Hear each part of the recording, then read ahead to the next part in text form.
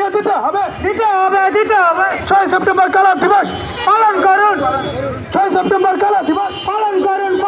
6 September কালা দিবস পালন করুন কর্মী ঐক্য জিন্দাবাদ